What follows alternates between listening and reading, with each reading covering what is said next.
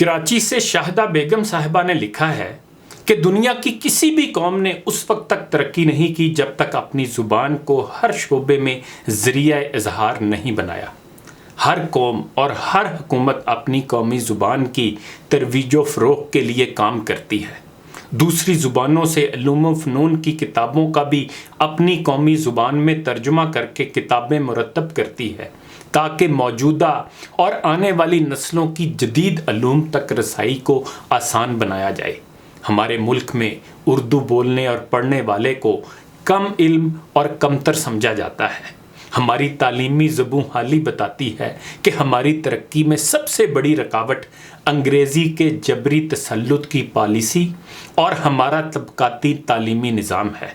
ہماری اشتہاری صنعت اور الیکٹرانک میڈیا بھی اردو زبان کو فروغ دینے کی بجائے اردو اور انگریزی کی ملغوبہ زبان رائج کر رہے ہیں، جو نہ اردو ہے نہ انگریزی بلکہ ہر دو زبانوں کا بدترین ملغوبہ ہے۔ غور کریں، یہ کیا نظام ہے کہ جہاں قومی زبان فقط بولنے کی حد تک نافذ ہے۔ عموماً انگریزی میں لکھنے پڑھنے والے لوگ بھی آپس میں بات اردو میں کرتے ہیں۔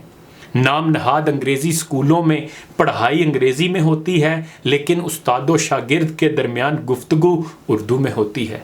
سبق سمجھانے کے لیے اردو کا سہارا لیا جاتا ہے، لیکن رٹا لگا کر پرچہ حل کرنے کے لیے انگریزی ضروری ہے۔ عدالتوں میں بحث اردو میں ہوتی ہے جبکہ فیصلے انگریزی میں لکھے جاتے ہیں۔ اعلیٰ تعلیم کی ڈگریاں حاصل کرنے سے لے کر مقابلے کے تمام امتحانات تک تمام پرچے اور انٹرویوز انگریزی میں ہوتے ہیں۔ نتیجہ یہ کہ بمشکل 5 سے 10% تک لوگ پاس ہوتے ہیں۔ اپنی بھرپور ذہانت اور بہترین صلاحیتوں کے باوجود طلبہ ان امتحانات میں صرف اس لیے فیل ہو جاتے یا کر دیے جاتے ہیں کہ وہ روانی سے انگریزی نہیں بول سکتے اور نہ لکھ سکتے ہیں۔ نظام تعلیم اور اعلیٰ تعلیم کا نصاب مرتب کرنے کے لیے گوروں کی خدمات حاصل کی جاتی ہیں۔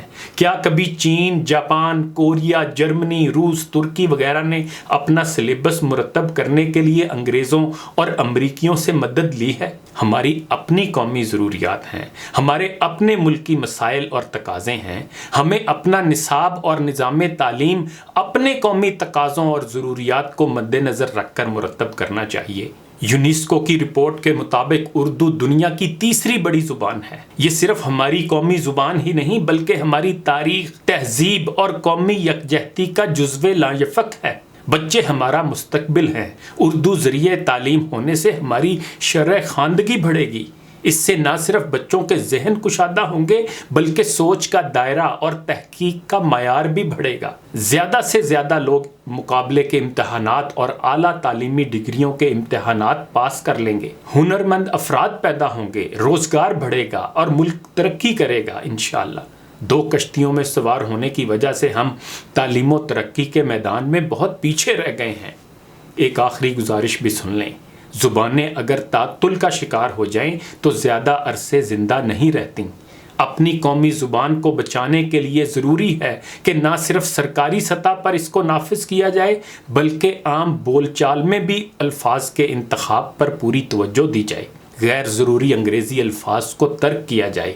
احمد وصی صاحب کے اس شعر کے ساتھ اجازت چاہوں گا، وہ کرے بات تو ہر لفظ سے خوشبو آئے، ایسی بولی وہی بولے جسے اردو آئے۔ انہی گزارشات کے ساتھ اجازت چاہوں گا۔ اپنا خیال رکھیے گا۔ اللہ حافظ۔